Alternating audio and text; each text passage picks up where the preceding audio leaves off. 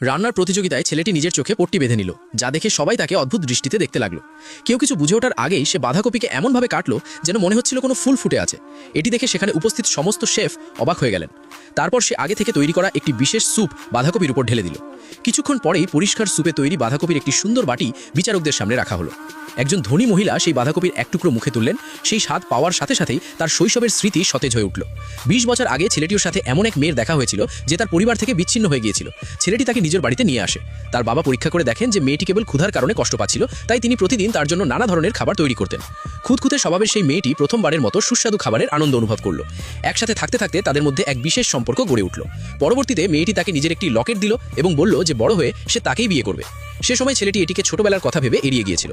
যখন সে বড় হলো, তার বাবা তাকে রান্নায় মাস্টার বানানোর সিদ্ধান্ত নিলেন। তিনি তাকে একটি চিঠি দিয়ে বললেন যেন সে একটি রেস্টুরেন্টে গিয়ে অভিজ্ঞতা অর্জন করে। ছেলেটি খুশি মনে এই সুযোগ গ্রহণ করলো, কারণ সে এই বাহানায় সেই মেয়েটিকে খুঁজতে চেয়েছিল। কিন্তু যখন সে রেস্টুরেন্টে পৌঁছালো, সে দেখলো সেখানে অনেক শেফ লাইনে দাঁড়িয়ে আছে।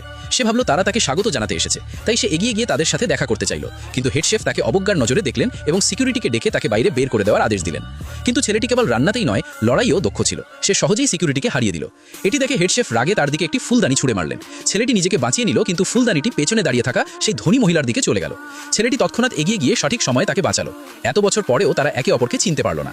যখন ধনী মহিলা জানতে পারলেন যে ছেলেটি শেফ হতে এসেছে, তখন তিনি তাকে একটি সুযোগ দেওয়ার সিদ্ধান্ত নিলেন। তিনি বললেন সে যেন একটি ডিশ বানিয়ে নিজের প্রতিভা দেখায়।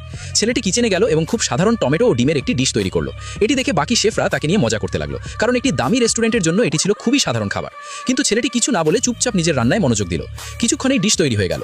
সেই সময় একজন ফুড ক্রিটিক অভিযোগ করছিলেন যে রেস্টুরেন্টের কোনো বিশেষ ডিশই তার পছন্দ হয়নি। এটি শুনে হেড শেফ সঙ্গে সঙ্গে একটি ডিশ তৈরি করলেন। কিন্তু ছেলেটি বলল যে এটি একটি সাধারণ শিল্প এবং তার তৈরি খাবার এর চেয়ে অনেক উন্নত। হেড শেফ রেগে না গিয়ে তাকে প্রতিযোগিতার চ্যালেঞ্জ দিলেন। এটি সেই সুযোগ ছিল যার জন্য ছেলেটি অপেক্ষা করছিল। সে তৎক্ষণাৎ কড়াই গরম করলো এবং একই ডিশ তৈরি করা শুরু করলো। শুরুতে সবার মনে হয়েছিল তার খাবার বিশেষ কিছু নয়, কিন্তু যখন দুটি ডিশ তৈরি হলো, সার্ভার পার ডিশটি বেছে নিয়ে বাইরে নিয়ে গেল। এটি দেখে হেড শেফ রেগে গেলেন। কিন্তু যখন ফুড ক্রিটিক সেই ডিশটি চেখে দেখলেন, তিনি সঙ্গে সঙ্গে সেটির খুব প্রশংসা করলেন। ধনী মহিলা যখন নিজে সেই ডিশটি খেলেন, তখন তিনি হঠাৎ উপলব্ধি করলেন যে এটি ঠিক সেই স্বাদ যা তিনি শৈশবে পেয়েছিলেন। তখনই তিনি বুঝতে পারলেন যে এই ডিশটি সেই ছেলেই বানিয়েছে যার সাথে তিনি ছোটবেলায় বিয়ের প্রতিশ্রুতি দিয়েছিলেন।